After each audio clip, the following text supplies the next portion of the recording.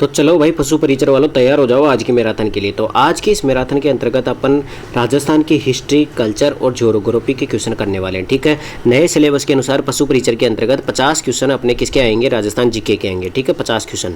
अब देखो अपने को क्या करना है, एक एनालिसिस किया है मैंने। जैसे RSSB के जितने भी 2024 में पेपर हुए हैं ना, चाहे उसमें से CET ग्रेजुएशन का हो, चाहे 10+2 वाला हो, चाहे स्टेनोग्राफर का पेपर हो, चाहे उससे पहले जितने पेपर हुए थे, सभी के अंतर्गत मैंने एक कॉमन चीज़ देखी है कि राजस्थान जीके के जितने भी क्वेश्चन आ रहे हैं ना, वो सारे के सारे प्रीवियस ईयर के क्वेश्चन आ रहे हैं। ठीक है, तो कुल मिलाकर के सारे रिपीटेड क्वेश्चन आ रहे हैं। और पशु परिचर एग्जाम है, उसकी तो जो क्वालिफिकेशन है वो तो केवल 10वीं पास ही है। ठीक है, 10th पास ही है। तो इसके अंतर्गत तो पूरे के पूरे राजस्थान जीके के क्वेश्चन रिपीटेड क्वेश्चन होंगे। ठीक है, तो इस वीडियो के अंतर्गत मैं आपको 10 से 12 एग्जाम के अंतर्गत आए हुए ऐसे इंपॉर्टेंट क्वेश्चन कराने वाला हूं जो कि RSSB के फेवरेट क्वेश्चन है। ठीक है, जो बार बार रिपीट होते हैं। तो कुल मिलाकर के पशु परिचर एग्जाम के लिए ये वीडियो बहुत ही ज़्यादा इंपॉर्टेंट होने वाली है। 50 क्वेश्चन आपके राजस्थान क्वेश्चन जो राजस्थान जीके के हैं वो हमारी मैराथन के अंतर्गत से ही मिल जाएंगे। ठीक है, तो कुल मिलाकर के बिना किसी देर के वीडियो स्टार्ट करते हैं।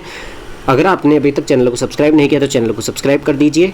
ठीक है, तो आज का हमारा जो पहला क्वेश्चन है वो देखो, बरली शिलालेख जो कि अशोक काल से पूर्व का माना जाता है प्राप्त हुआ है। यानी कुल मिलाकर के शिलालेख से क्वेश्चन पूछा गया है कि बरली शिलालेख है वो कहाँ से प्राप्त हुआ है। तो ध्यान रख लेना, अजमेर जिले से प्राप्त हुआ है। देखो दो क्वेश्चन बनते हैं बरली शिलालेख के, एक तो कहाँ से प्राप्त हुआ है, अजमेर जिले से प्राप्त हुआ है, और ये कब का है यानी किसके समकालीन, तो ये अशोक काल से पूर्व का है। ठीक है, सम्राट अशोक के काल से पूर्व का है, यानी उससे भी पहले का है। ठीक है, बरली शिलालेख अजमेर जिले से प्राप्त हुआ है। इसके बाद में क्वेश्चन नंबर 2 क्या कहता है, जयपुर के शासक जयसिंह सेकंड को सवाई की उपाधि किसने दी थी। भाई साहब बार बार एग्जाम में आने वाला क्वेश्चन, मोस्ट इंपोर्टेंट क्वेश्चन। भाई जयपुर के शासक जयसिंह सेकंड को सवाई की उपाधि किसने दी थी। सवाई की उपाधि देने वाला था जहांगीर। कौन था, जहांगीर। ध्यान रख लेना, जयसिंह को सवाई की उपाधि किसने दी थी। सबसे पहले सवाई की उपाधि जयसिंह को ही प्राप्त हुई थी। बाद में इसके बाद में जितने भी शासक थे वो अपने आप ही सवाई लगाने लग गए थे, और जहांगीर ने इसको क्या दी थी, उपाधि दी थी। जहांगीर ने सवाई की उपाधि किसको दी थी, सवाई जयसिंह को दी थी। किसको दी थी, जयसिंह सेकंड को। ठीक है, एग्जाम में कैसे भी घुमा करके पूछ सकता है कि जहांगीर ने सवाई की उपाधि किसको दी थी, तो सवाई जयसिंह सेकंड को दी थी। और जयसिंह सेकंड को उपाधि किसने दी थी, जहांगीर ने दी थी सवाई की उपाधि। ठीक है, इसके बाद में बढ़ते हैं क्वेश्चन नंबर 3 की ओर। देखो भाई साहब, वर्ष 2019 में राजस्थान के निम्न में से कौन सी झील बड़ी तादाद में पक्षियों की मृत्यु को लेकर समाचारों में रही थी। अपन सब जानते हैं कोरोना के टाइम पे सबसे ज़्यादा जो पक्षी मरे थे वो कौन सी झील में मरे थे, सांबर झील के अंतर्गत मरे थे। ठीक है, किसी रोग के कारण से। इसके बाद में आगे बढ़ते हैं क्वेश्चन नंबर 4। ऐसा क्वेश्चन जो कि RSSB जो एग्जाम है पेपर करवाती है, सारे के सारे एग्जाम के अंतर्गत इस क्वेश्चन को देती है। RSSB बोर्ड के द्वारा फेवरेट क्वेश्चन है ये। ठीक है, मरु विकास कार्यक्रम कब चलाया गया था। ये एग्जाम में इतनी बार पूछा हुआ क्वेश्चन है। ये मान लो पूरी राजस्थान जीके में सबसे ज़्यादा रिपीटेड क्वेश्चन है कि मरु विकास कार्यक्रम कब चलाया गया था, तो 1977-78 में चलाया गया था। ठीक है, ये वाली डेट हमेशा याद रख लेना। इसके बाद में देखो क्वेश्चन क्या पूछा है कि मरु विकास कार्यक्रम में 1 अप्रैल 1919 से केंद्र और राज्य के बीच में वित्तीय सहयोग का अनुपात क्या था।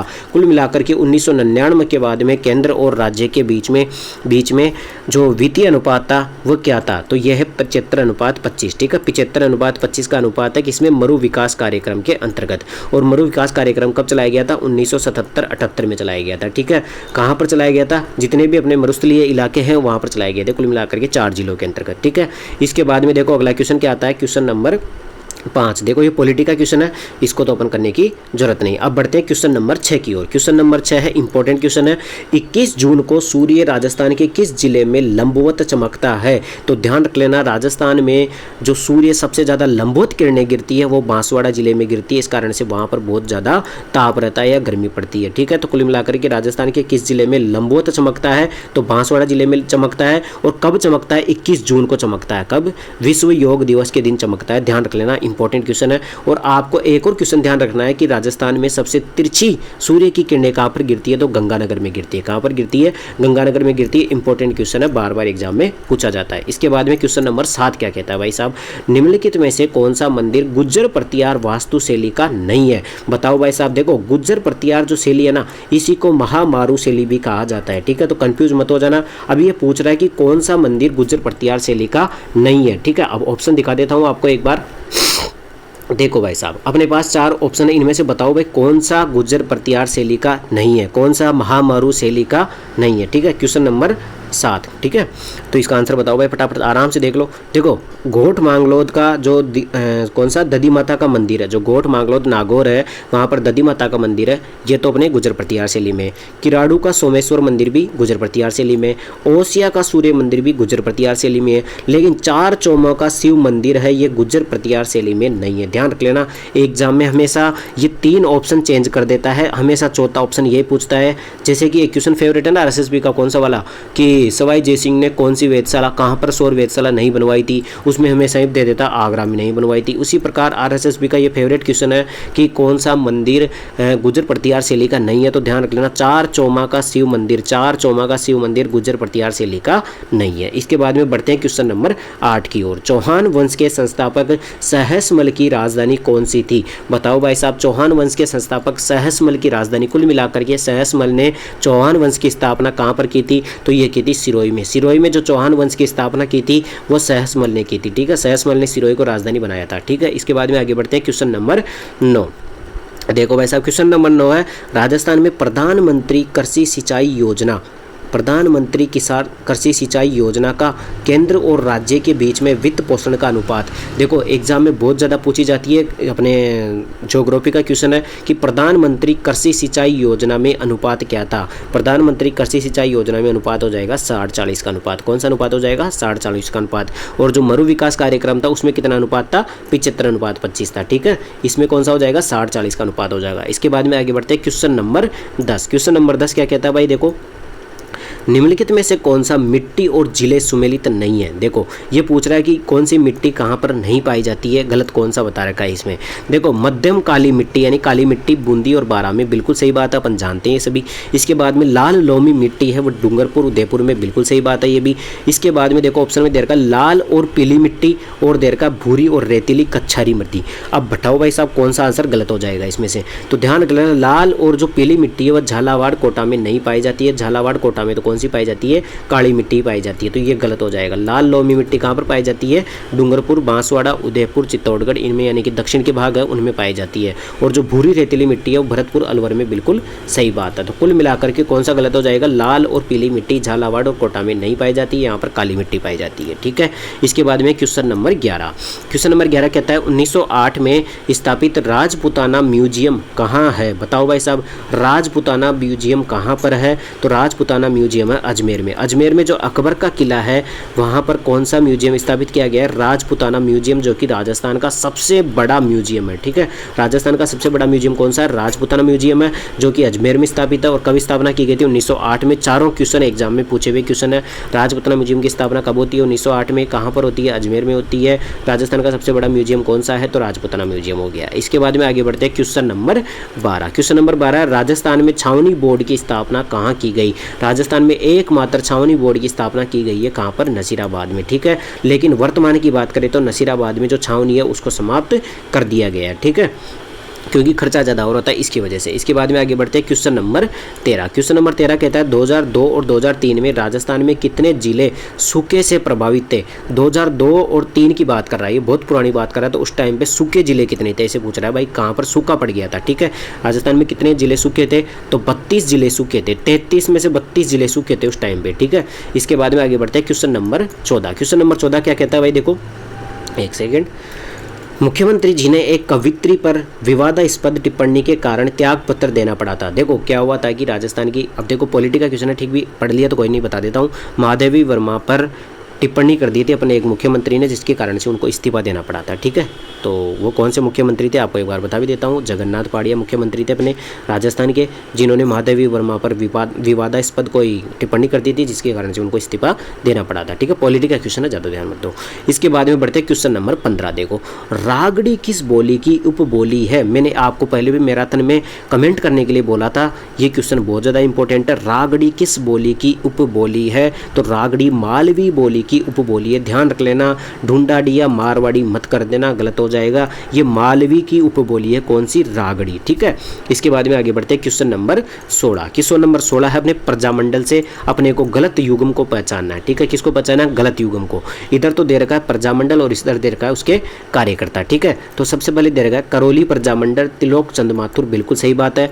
बीकानेर प्रजामंडल की स्थापना पंडित हरिनारायण शर्मा दे रखा है। मेवाड़ प्रजामंडल की स्थापना बलवंत सिंह मेहता दे रखा है। झालावाड़ प्रजामंडल की मांगीलाल भव्य दे रखा है। तो बताओ भाई साहब कौन सा गलत हो जाएगा? सीधी सी बात है, देखो करौली प्रजामंडल की स्थापना त्रिलोक चंद माथुर ने की थी। मेवाड़ प्रजामंडल के अध्यक्ष बलवंत सिंह मेहता है। झालावाड़ प्रजामंडल की स्थापना मांगीलाल भव्य ने की थी। लेकिन बीकानेर प्रजामंडल की स्थापना मग्गाराम वैद्य ने की थी। किसने की थी? मग्गाराम वैद्य ने की थी। हरिनारायण शर्मा गलत हो जाएगा। ठीक है, तो कुल मिलाकर के इसमें से गलत युग्म कौन सा हो जाएगा? तो बीकानेर प्रजामंडल का गलत हो जाएगा। इसके बाद में आगे बढ़ते हैं क्वेश्चन नंबर 17। किस देशी रियासत ने विलय पत्र पर सर्वप्रथम हस्ताक्षर किए थे? बताओ भाई साहब, विलय पत्र पर हस्ताक्षर करने वाली सबसे पहली रियासत कौन सी थी? विलय पत्र का मतलब समझ गए ना आप? विलय पत्र का मतलब हो गया कि एकीकरण के समय भारत और पाकिस्तान में मिलने के लिए उनको साइन करवा रहे थे। भाई आप विलय पत्र पर साइन कर दो, भारत में शामिल होना चाहते हो भारत के विलय पत्र पर कर दो, पाकिस्तान में जाना चाहते हो तो पाकिस्तान में कर दो। ठीक है, तो सबसे पहले हस्ताक्षर करने वाला कौन था? तो सबसे पहले बीकानेर ने हस्ताक्षर किए थे। और कौन थे? शार्दुल सिंह ने। किसने किए थे? शार्दुल सिंह ने सबसे पहले साइन किया था। किस पर? भारत के विलय पत्र पर। किस पर? भारत के विलय पत्र पर किसने साइन किया था? सबसे पहले शार्दुल सिंह ने साइन किया था, बीकानेर रियासत ने। ठीक है, इसके बाद में देखो अगला क्वेश्चन है, अपने को क्या करना है? सही उत्तर का पहचानना है। सूची फर्स्ट और सूची सेकंड को मिलाना है, जिसमें पहले में तो वन्य जीव संरक्षित क्षेत्र है और दूसरी तरफ जिला दे रखा है। ठीक है, तो ऐसे क्वेश्चन मैंने आपको बता रखा है भाई कैसे करना। आपको जो जो आता है ना वो मिला लो, उससे आंसर हो जाएगा। देखो अब देखते हैं। देखो सबसे पहले तो देखते हैं सुंदा माथा कहाँ पर है? सबको पता है जालोर में है। ठीक है, जालोर सिरोही ये रहा। ठीक है, तो फर्स्ट में डी देखो भाई साहब, फर्स्ट में डी 2 ऑप्शन में दे रखा है। ठीक है, ये आता है आपको। इसके बाद में आपने पता होगा गुड्डा विश्नोई है, ये कहाँ पर है? जोधपुर में, ये भी आपको पता होगा। तो दूसरे में सी, भाई साहब फिर दूसरे में सी दे रखा है। अब आ जाएगा इसके बाद में गोगेलाव और बीड़। आपको पता है बीड़ कहाँ का प्रसिद्ध है? झुंझुनू का। तो बीड़ कहाँ पर है? झुंझुनू में, यानी कि 4 में ए। 4 में कौन सा है? ए। ये हो जाएगा सीधा सीधा आंसर। तो कौन सा हो जाएगा? बी ऑप्शन हो जाएगा। अच्छा क्वेश्चन था, इंपॉर्टेंट क्वेश्चन था। सुंदा माता कहाँ पर हो जाएगी? जालोर सिरोही में। गुड्डा विश्नोई हो जाएगा जोधपुर में। बीड़ हो जाएगा झुंझुनू में और गोगेलाव हो जाएगा नागौर में। ठीक है, इसके बाद में आगे बढ़ते हैं क्वेश्चन नंबर 19। क्वेश्चन नंबर 19 क्या कहता है भाई साहब? क्वेश्चन नंबर 19, निम्नलिखित में से कौन सी नदी राजस्थान के आंतरिक अपवाह तंत्र से संबंधित नहीं है? कौन सी नदी आंतरिक अपवाह की नदी नहीं है? तो इनमें से देखो कांतली नदी एक आंतरिक अपवाह की नदी है, सही बात है। मेंढा नदी एक आंतरिक नदी है, सही बात है। कांकणी नदी भी एक आंतरिक अपवाह की नदी है। डाई नदी एक आंतरिक अपवाह की नदी नहीं है, ये बनास नदी में मिल जाती है, जिसके कारण से आगे जाकर के बंगाल की खाड़ी में पानी डाल देती है। ठीक है, इसके बाद में आगे बढ़ते हैं क्वेश्चन नंबर 20। क्वेश्चन नंबर 20 कहता है डग गंगधर उच्च भूमि अवस्थित है। ये भाई साहब एग्जाम में 2-3 बार तुम्हें मैराथन में खुद ही करा चुका हूँ। ठीक है, तो डग गंगधर उच्च भूमि अवस्थित है। डग गंगधर उच्च भूमि कहाँ पर अवस्थित है? तो ध्यान रखना, ये हाड़ौती पठार के प्रदेश में स्थित है। ठीक है, जो हाड़ौती क्षेत्र है ना वहाँ पर है डग गंगधर उच्च भूमि। ठीक है, डग गंगधर उच्च भूमि किसको कहा जाता है? हाड़ौती पठार वाली को कहा जाता है। इसके बाद में आगे बढ़ते हैं क्वेश्चन नंबर 21। देखो क्वेश्चन नंबर 21 क्या है? मुकाम प्रसिद्ध है। मुकाम किसके लिए प्रसिद्ध है? तो बिश्नोइयों के लिए प्रसिद्ध है। ये 2024 के लिए बहुत ज़्यादा इंपॉर्टेंट क्वेश्चन है, क्योंकि वर्तमान में सलमान खान और लॉरेंस बिश्नोई इन दोनों के बीच में क्या चल रही है? वॉर चल रही है, बहुत ज़्यादा वर्तमान में हाई लेवल पर पहुंच चुकी है। और ये किस लिए? अरे लॉरेंस वाले क्या डिमांड कर रहे हैं कि सलमान खान कहाँ पर आना चाहिए? मुकाम, जो कि कहाँ पर है? जोधपुर में। ओ सॉरी बीकानेर में। मुकाम कहाँ पर है? बीकानेर में। वहाँ पर आओ और जो वहाँ पर जाम्बो जी का जो स्थल है वहाँ पर आकर के माफ़ी मांगो। कुल मिलाकर के बिश्नोइयों के लिए प्रसिद्ध है कौन सा? मुकाम। मुकाम कहाँ पर है? बीकानेर में स्थित है। इसके बाद में आगे बढ़ते हैं क्वेश्चन नंबर 22 में, निम्नलिखित में से कौन सा तत्लोक वाद्य यंत्र नहीं है? कौन सा ऐसा वाद्य यंत्र है जो तार से बजाया नहीं जाता है? ठीक है, तार से बजाया नहीं जाता है। तो रावण हत्था तार से बजाया जाता है, सही बात है।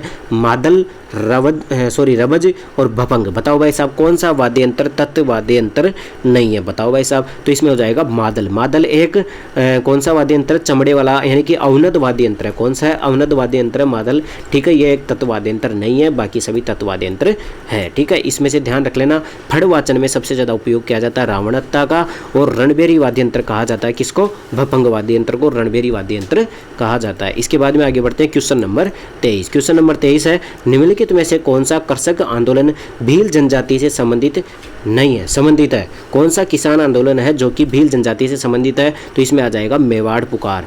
ठीक है, जो मेवाड़ की पुकार थी वो एक मांग पत्र था। और आंदोलन की बात करें तो कौन सा आंदोलन हो जाएगा, भगत आंदोलन हो जाएगा। भगत आंदोलन किससे संबंधित था, भील जनजाति से संबंधित था। ठीक है, तो समझ में आ गया। भगत किसान आंदोलन किसने चलाया था, यह आप मुझे कमेंट करके बताओगे। तो भगत आंदोलन किसने चलाया था, यह आप मुझे कमेंट करके बताओगे। इसके बाद में आगे बढ़ते हैं क्वेश्चन नंबर 24। क्वेश्चन नंबर 24 क्या कहता है, जहांगीर और सर टॉमस रॉ की सन 1616 में प्रथम व्यापारिक मुलाकात राजस्थान के किस किले में हुई थी। तो ध्यान रख लेना, जहांगीर और सर टॉमस रॉ की मुलाकात हुई थी अकबर के किले में। और अकबर का किला कहाँ पर स्थित है, अजमेर में स्थित है। कहाँ पर स्थित है, अजमेर में स्थित है। तो सर टॉमस रॉ कुछ नहीं था, ईस्ट इंडिया कंपनी के द्वारा भेजा गया एक राजदूत था, जिसकी मुलाकात हुई थी जहांगीर से। कहाँ पर हुई थी, अकबर के किले जयपुर अजमेर में हुई थी। अकबर के किले अजमेर में हुई थी। ठीक है, इसके बाद में आगे बढ़ते हैं क्वेश्चन नंबर 25। क्वेश्चन नंबर 25 है, लकड़ी के बने देव विमान जिनकी देव झूलनी 11 पर झांकी निकाली जाती है कहलाते हैं। बताओ भाई साहब, लकड़ी के बने देव विमान जिनकी झांकी निकाली जाती है कब, देव झूलनी 11 पर। तो हो जाएगा बेवाण। ठीक है, देखो बेवाण और कावड़ में आपको अंतर बता देता हूँ। कावड़ भी एक तरह का मतलब लकड़ी का बना हुआ मंदिर होता है, लेकिन उसमें मूर्ति नहीं होती है। ठीक है, लेकिन बेवाण भी एक लकड़ी का बना हुआ मंदिर होता है, जिसके अंतर्गत मूर्ति स्थित होती है और जल झूलने 11 के दिन इसकी पूजा की जाती है। ठीक है, बेवाण के अंदर। इसके बाद में आगे बढ़ते हैं क्वेश्चन नंबर 26। क्वेश्चन नंबर 26 है, भील जनजाति की स्त्रियों द्वारा पहने जाने वाला लंबा घाघरा जिस नाम से जाना जाता है उसको क्या कहते हैं। बताओ भाई साहब, भील जनजाति के द्वारा जो लंबा घाघरा पहना जाता है, लंबा तो नहीं होता लेकिन ये घुटनों तक होता है, ध्यान रख लेना। इसको कहा जाता है कच्छाबू। ठीक है, जो कच्छाबू क्या है, तो कच्छाबू है कुल मिलाकर के घुटनों तक पहने जाने वाला घाघरा होता है। किसका होता है, भील जनजाति का होता है। किसका होता है, लहंगा होता है भील जनजाति का। इसके बाद में पॉलिटी के क्वेश्चन है। तो कुल मिलाकर के 26 एमसीक्यू क्वेश्चन अपन ने इस मैराथन के अंतर्गत किए। इसके अलावा एक क्वेश्चन मैंने एक्स्ट्रा में बताया। कुल मिलाकर के 50 प्लस अपने एमसीक्यू क्वेश्चन पशु परिचर एग्जाम के लिए इस वीडियो के अंतर्गत अपन ने कराए हैं। ठीक है, पिछले वीडियो आपने नहीं देखे हैं, पिछले मैराथन नहीं देखी है, तो चैनल पर जाओ, चैनल की प्लेलिस्ट खोलना, उसमें जाकर के पशु परिचर की प्लेलिस्ट बन रखी है, उसमें से आप पशु परिचर के जितने भी मैराथन है उन सबको ले लो। आपके 50 क्वेश्चन कहीं नहीं जाने वाले। ठीक है, और आगे आने वाली चैनल के लिए, आप आगे आने वाली वीडियो के लिए क्या करना है, आपको चैनल पर एक बटन होगा सब्सक्राइब बटन। ठीक है, उस सब्सक्राइब बटन को दबा के उसके बगल में एक घंटी होगी, बेल आइकन की घंटी, उसको दबा देना, ताकि जैसे नेक्स्ट वीडियो मेरा आता है तुरंत आपके पास फ़ोन में नोटिफिकेशन पहुंच जाएगा कि नया वीडियो आ गया है। ठीक है, तो इस वीडियो के अंतर्गत इतना ही। वीडियो पसंद आए तो वीडियो को लाइक कर देना और चैनल को सब्सक्राइब कर देना। धन्यवाद।